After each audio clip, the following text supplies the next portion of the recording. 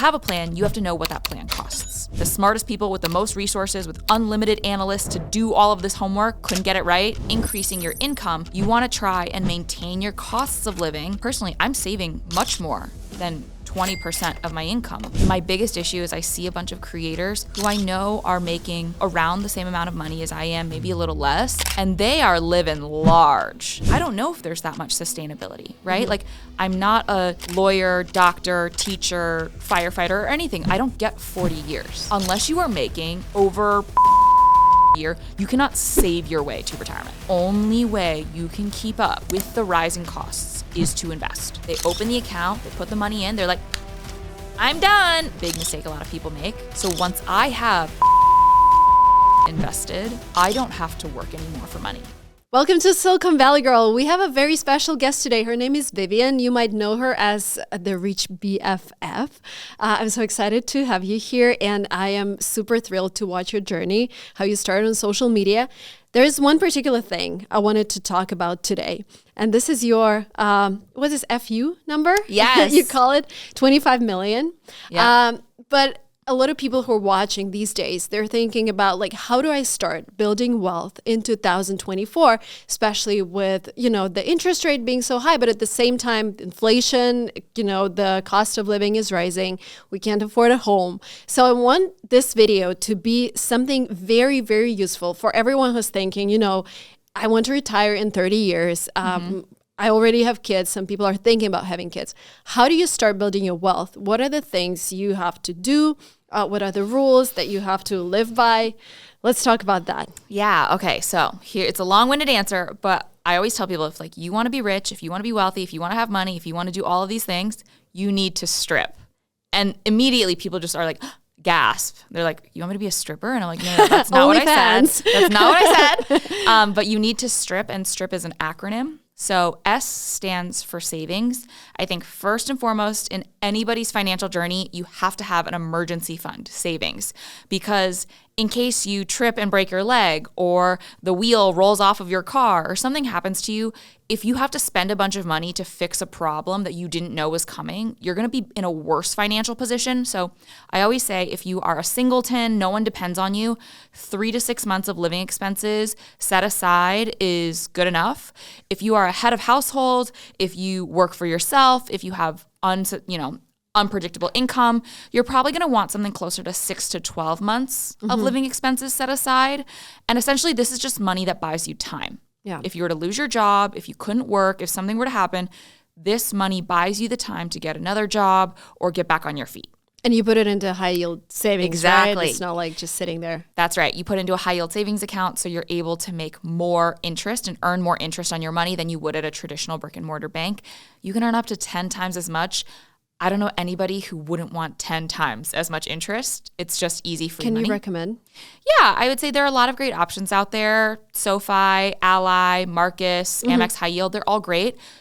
Don't belabor the process of picking one. They are all very good. If there's one where you like the platform better than the other, great, go for that one. But the worst thing you can do is be like, there's too many choices, I don't know which to pick. And then you don't pick one at all. And then you forget about it. And 10 years down the line, you've missed out on all of that interest. So just pick one, get started. Easy enough. Can I pause here and ask a question? Yeah. So if you're like, okay, 12 months of expenses, amazing. That's like if you calculate my expenses, like with 2 kids at daycare, rent, etc. How do you go about actually planning? How much of your income should you put aside? How much can you spend? Maybe, it's time for some people to move to a cheaper place. Yeah, I think it's sometimes I feel very tone deaf saying you should move to a cheaper apartment, because a lot of people are already living in the cheapest apartment they can possibly find. What I would say is, when you're budgeting, try to break your budget into a 50, 30, and 20. So this isn't the number that you get on the job description, but the money you actually take home after taxes.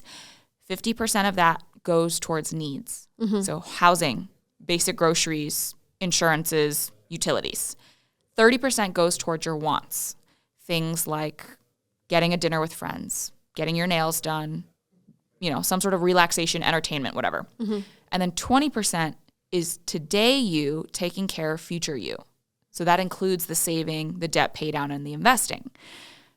What I will say is that if you are in a position where you might be living closer to paycheck, you are going to need to whittle down that 30% so it's smaller if you want to continue to be able to save, pay down debt, and invest. And as you get more senior in your career and you start to make more money, that 50-30-20 shouldn't be a 50-30-20 anymore. You want to try and maintain your costs of living while increasing your income so those needs and those wants are smaller than 50 and 30%, and that 20 can be bigger and bigger and bigger. Right now, personally, I'm saving much more than 20% of my income, probably closer to a little bit over half, because I know that my career right now, I don't know if there's that much sustainability, right? Like, I'm not a lawyer, doctor, teacher, firefighter, or anything. I don't get 40 years. As a creator, as an influencer, maybe you get 10 if you build a sustainable business and you get lucky. So I am doing my very best to set aside as much money as possible so that I can take care of future me. I like how you look at it, because a lot of people I just started making money, let the world see that. Yeah, I mean, the biggest thing my biggest issue is I see a bunch of creators who I know are making, around the same amount of money as I am, maybe a little less, and they are living large. They are popping bottles at the club. They are buying designer jewelry, designer bags, going on these lavish vacations. And I'm not saying they can't do that. But when you're doing that every month, I find it very hard to believe that you're setting aside an appropriate amount for future you. And why not do a little bit more when you can take care of yourself now? I think there are lots of folks that could certainly use a healthy dose of financial literacy, especially if they're young and suddenly are making a lot more money than anyone else in their life has ever made, and they don't know how to handle it. When we talk about earning money and ensuring one's financial safety, I personally always tend to work more and more and pull all my efforts into it. And I know that many of you have the same problem. You're working at the limit of your abilities, and then one day you just burn out and you don't even want to get up from your bed. Many entrepreneurs and I have faced burnout many times, and I've faced burnout doing this as well, YouTube. I just want to remind you that it's really important that you rest properly and on time, and that you're mindful towards yourself. As you know, I'm a huge fan of innovations and measurable results in every sphere of my life. And today I want to show you the Muse S headband, a brain sensing headband that helps you achieve shaper focus, more calm, and better sleep. Muse offers a transformative experience backed by over 200 published research studies.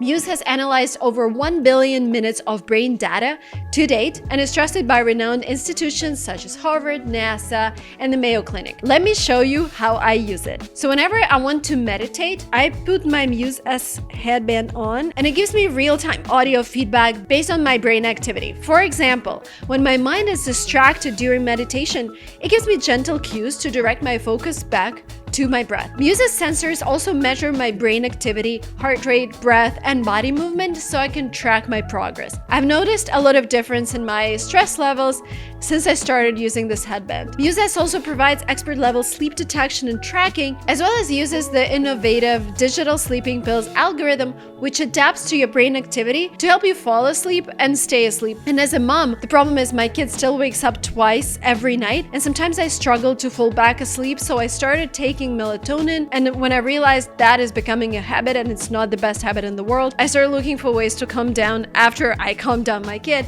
and Muse S is one of my solutions. A study by leading research institutions found that Muse's EEG sleep technology improves sleep quality by 20%. What I especially like is that Muse is scientifically proven to be effective. 77% of users felt they had a better handle on their stress, 78% of users reported being more calm and relaxed. If you want to experience the effect of Muse S headband for yourself, I will leave a link in the description below this video, and my promo code SVG will give you 15% off your order. Please do not forget to take care of your mental health. And now let's get back to our conversation with Vivian. There's also an interesting question around delegating, because I feel like when creators start getting bigger, and we're going to move to advice that's also applicable to non-creators, but this is where I also wanted to ask you a question, because I know you have a big team.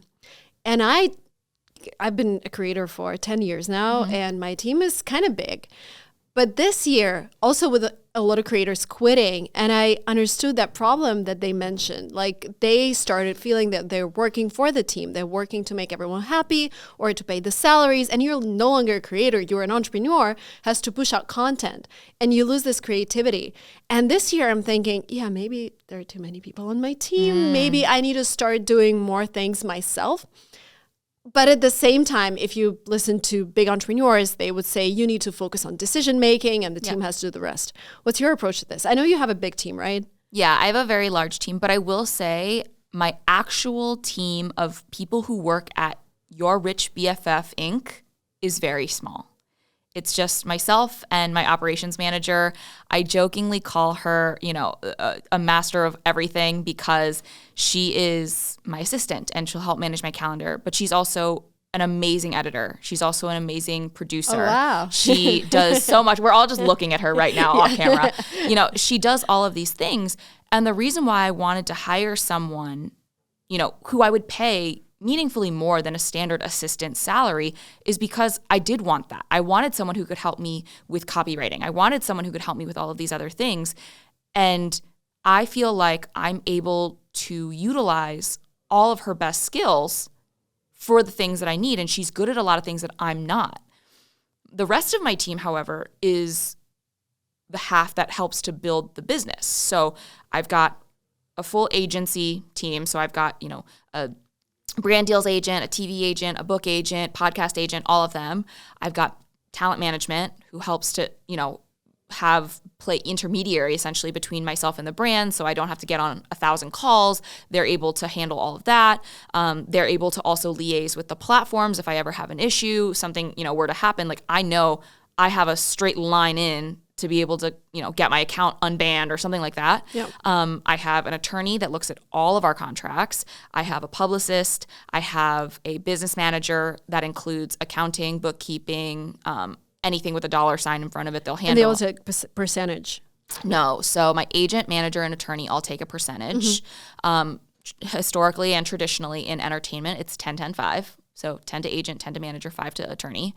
My publicist is on my is a retainer, and as well as my business manager is a retainer. Mm-hmm. Do you feel obliged to perform every single day because you have such a big team around you? Do I feel obliged to perform? No. I think I'm personally a very, very hungry person. I never want, this is like so gross, but like, do you know that rap song by Eminem? He's like, if you had one moment, one opportunity, would you capture it or let it slip? Like that's me every day. I'm like, would I capture this moment? Like, am I going to make the most out of this day? And I can very confidently say, yes, I make the absolute most out of every moment of my work. Mm-hmm.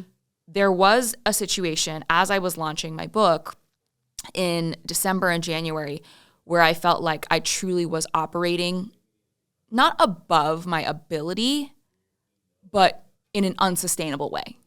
I deeply apologize to her for this, but my ops manager and I were running at 110%.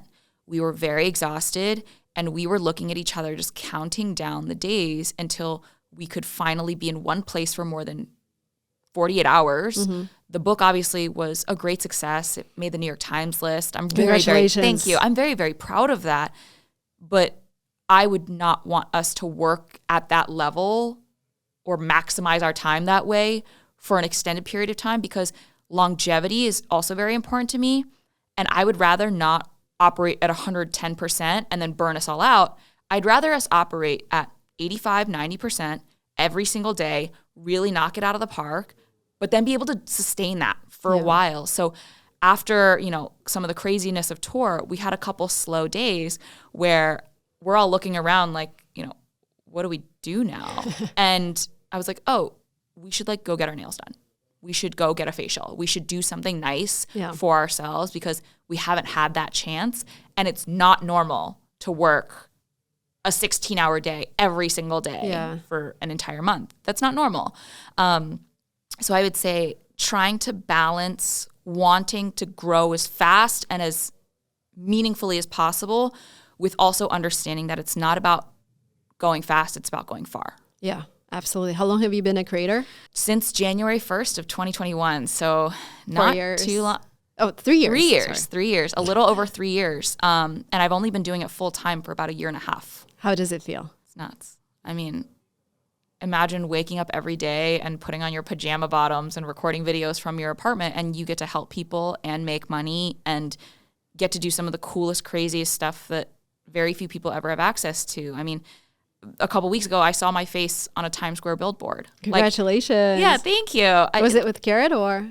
With Carrot, Yeah. I was welcomed by the NASDAQ, so I've been on before, but being in a position to do all of those cool things while still being able to add positive impact on the world and getting messages and DMs, but also meeting real people while I'm on my book tour and them telling me, you're the reason I opened up a Roth IRA and I'm invested. Or you're the reason why I had the confidence to negotiate my pay. And guess what? I got a $20,000 raise. $20,000 is going to change your financial station meaningfully. And so to hear that, it makes me feel really good. Not only do I get to feel good about what I'm doing, I get to make money while doing it and improve my own life. How do you see yourself doing it for the next 6 years, 7 years? I do. That is awesome. I think, there's always the possibility that over time, what I do will look very different. Right now, and even before I hired my, my ops manager, I was ideating, filming, editing, doing everything by myself, outlining the, podcast, producing that, doing everything by myself. Over time, I'd eventually love to be able to continue to promote my own team and say, all right, this is now your show. You produce it. I'm just on-screen talent. Or over time, hey, I'm going to go into a book writing hole for 3 months. Don't bother me, but let me know if you need anything. I hope to be able to have a little bit more flexibility in my week where I'm not trying to be everywhere, everything all at once. But I do love creating content. And I think I'm always going to love creating content. Nice. Yeah. Love to hear that. Yeah. As a content creator for over 10 years. Yeah. That's great to hear. Oh, but back to our strip methodology. Exactly. Let's get back to it. Okay. So T stands for total debt. So having debt is about as American as cherry pie and bald eagles. So a lot of us have it.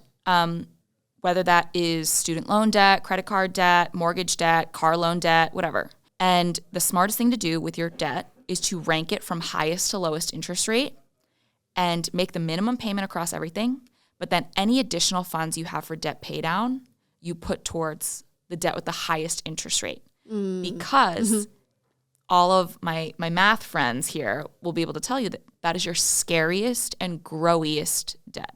Yeah. And we all want to pay as little as possible in interest and fees and whatnot. And by tackling your highest interest rate debt, that is how you're going to pay the fewest in interest and also pay all of your debt off in the shortest amount of time. Would you recommend it though? In general, I just started real estate investing.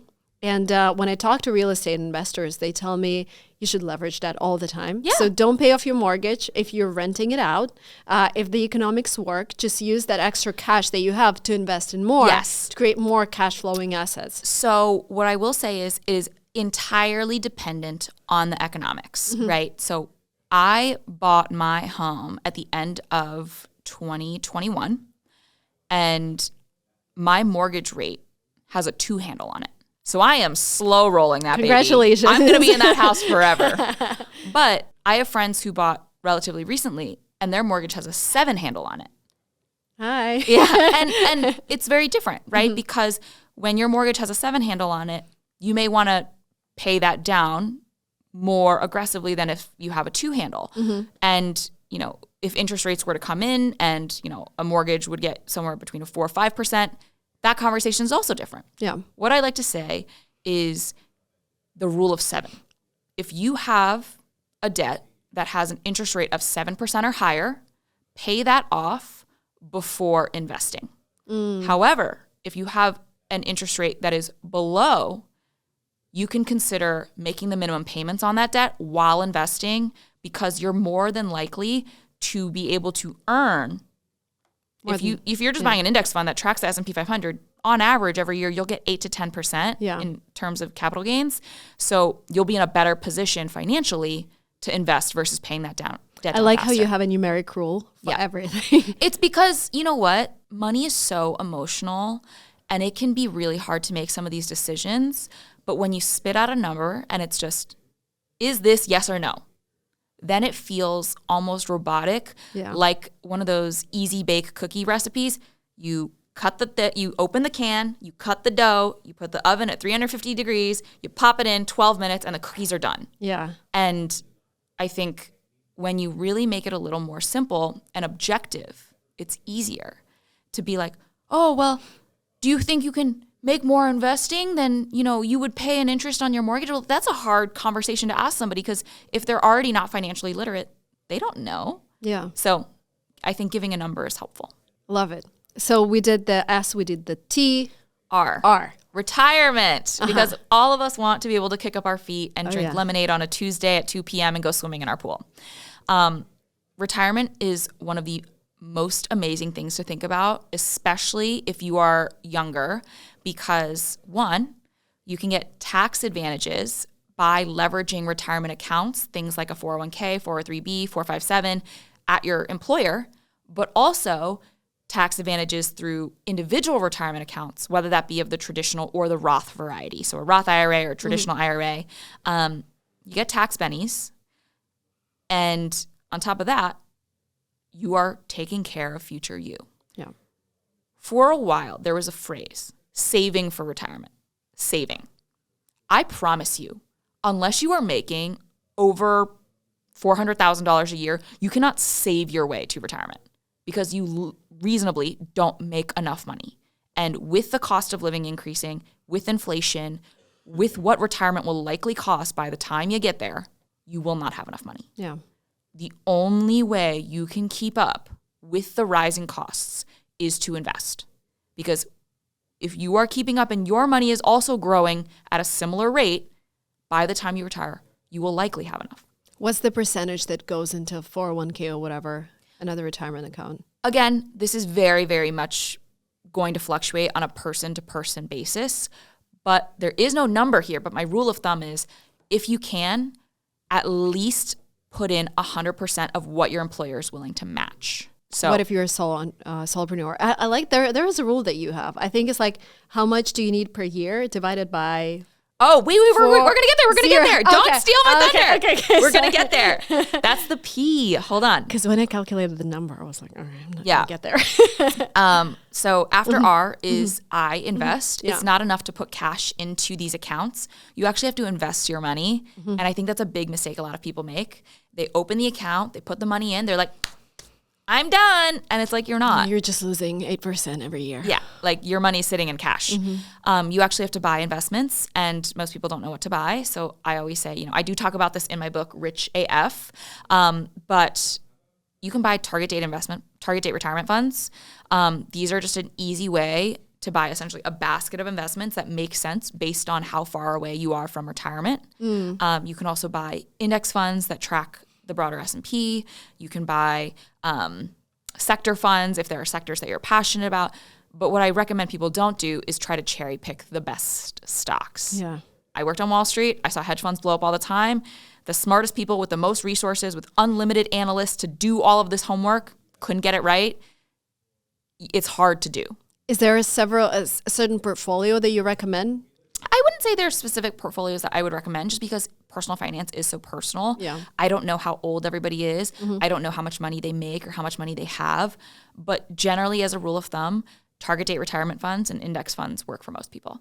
I haven't used those, but it's interesting. Yeah. Thank you for bringing them up. Of course. And last step, P, you have to make a plan. You don't get to have a happily ever after or ride off into the sunset if you don't know what that looks like. And I think this is a great time for us to foray into the FU number because to have a plan, you have to know what that plan costs. Some people want to retire at 30 and live in an RV trailer and drive around. Good for them. That's not for me. I don't want to live in an RV trailer. We have a mutual friend, Valeria, and I'm trying to live like Valeria. Yeah. I'm trying to live big. And she works all the time. all the time. She's like booked back to back. She works so hard, but she has a really fun lifestyle. She has really nice things. I want those things. And she gets them for free. Oh, most of those things.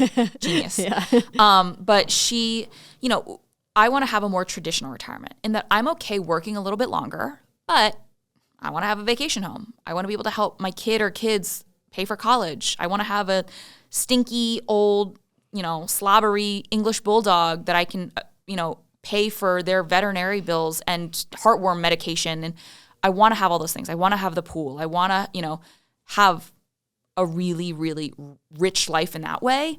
And that's what happy looks like for me. And so what I encourage everybody to do is calculate your FU number. You close your eyes. You think about my perfect year and how much money would you spend in your perfect year to live in that house you want to live in or that place you want to live in, that you get to travel the way you want to travel, you get to eat the type of food you want to eat. Are there people you're taking care of, whether they're kids or family, anything like that? Do you take today's prices?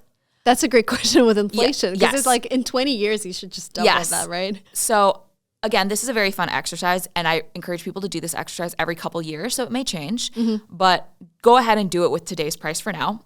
And this is where, people always joke, they're like, oh, wow, Viv, like your FU number is kind of big. I worked it out. Roughly, this would cost me $1 million a year. And then what you do is you take your calculated annual number and you divide it by 0.04. And this is how you came to 25 Yes, mil. and this is how you get to 25 mil. And what that 0.04 represents is 4%. And that is essentially a very conservative return of what you could earn on your money. So once I have $25 million invested and I'm earning 4% on that 25 mil, I don't have to work anymore for money. I can work if I want to.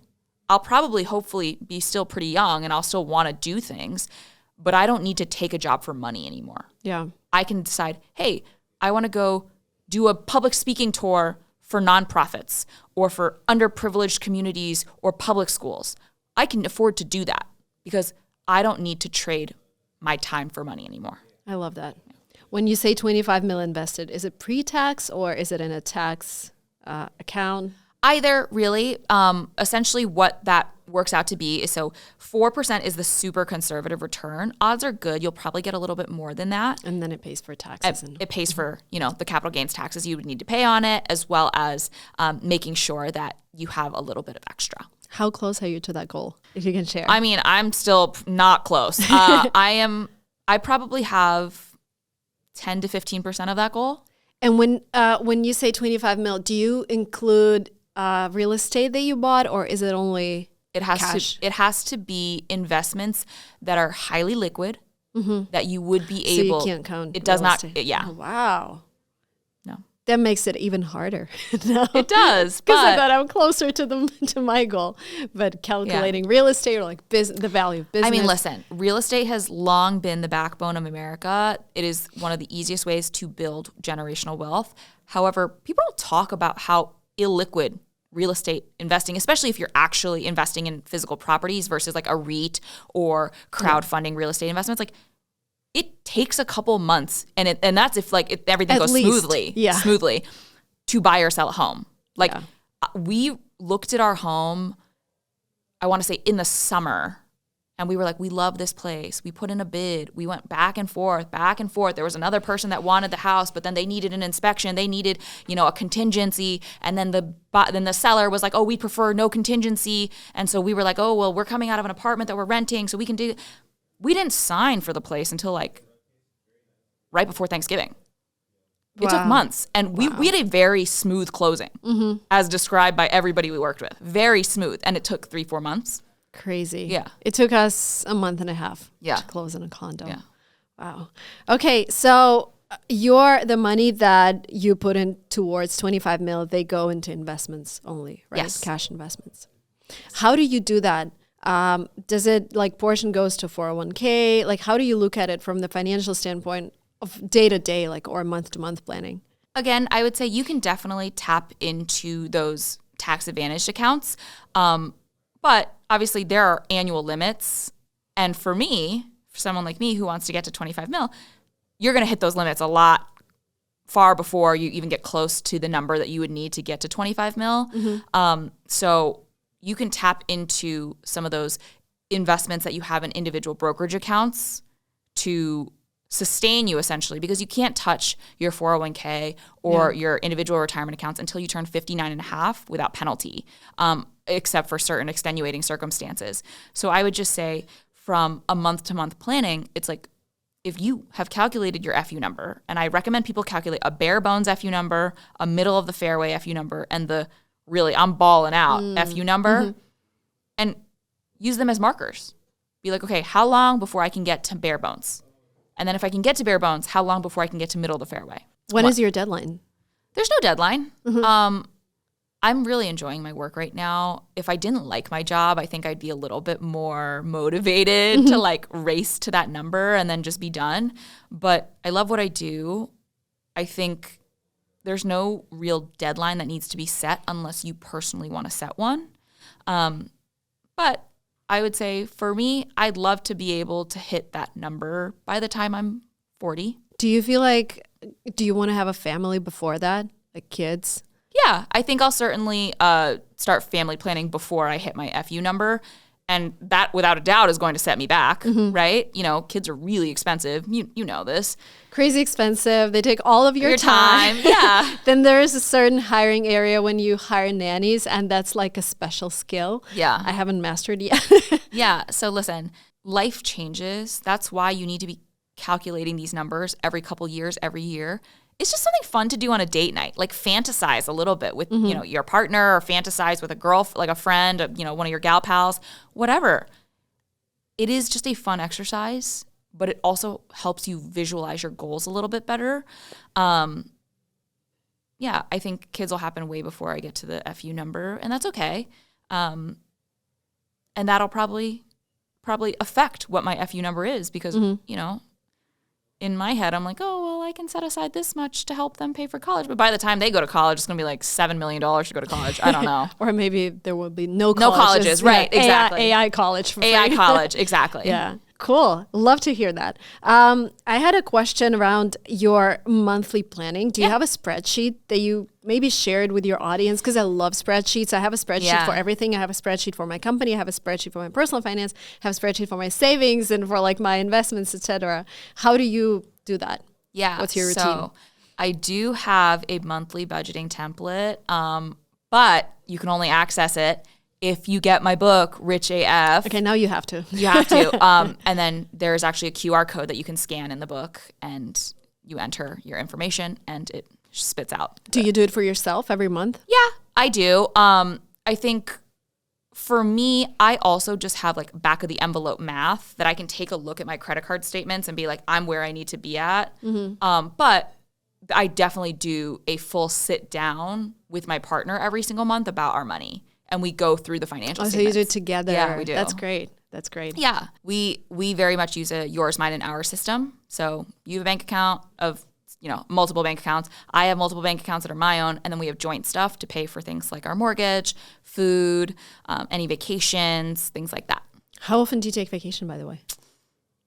Define vacation. Like, am I fully disconnected? You're not working.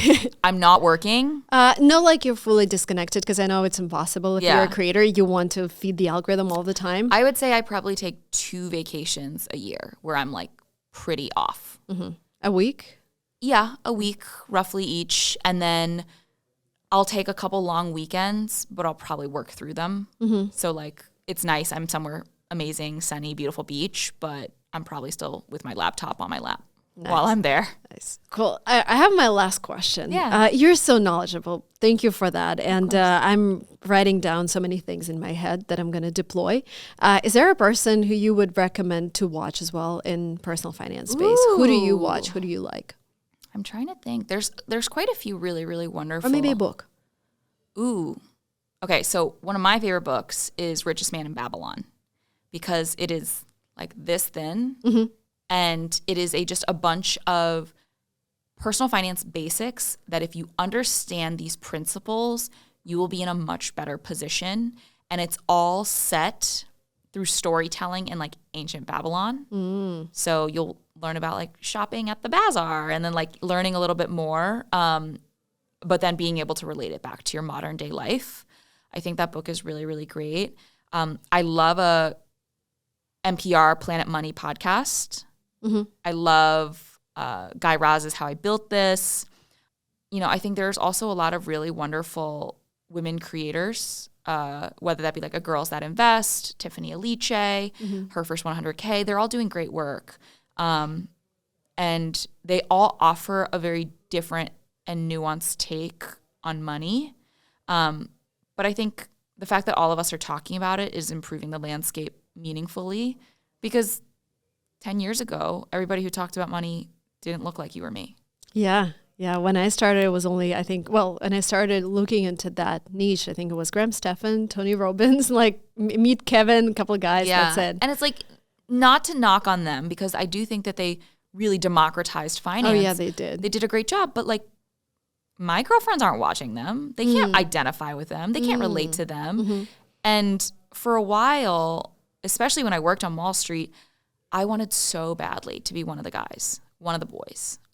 And it wasn't until I started creating content that I realized that being a young Asian woman was like my superpower. Yeah. Because suddenly, all of these women across the internet, all of these people of color across the internet saw someone. I looked like I could be anybody's best friend from college. I looked like somebody they knew or someone they could imagine being friends with. And you're a lot more likely to listen to something from a friend than someone who you think looks like your college professor and is going to lecture you. Exactly. Yeah. Love that. Thank you so much. Wow. Course. I think that was so inspirational and so clever, so smart. Can you tell me where people can find you and where can they find your book? Yes. You can find me as Your Rich BFF across all social media.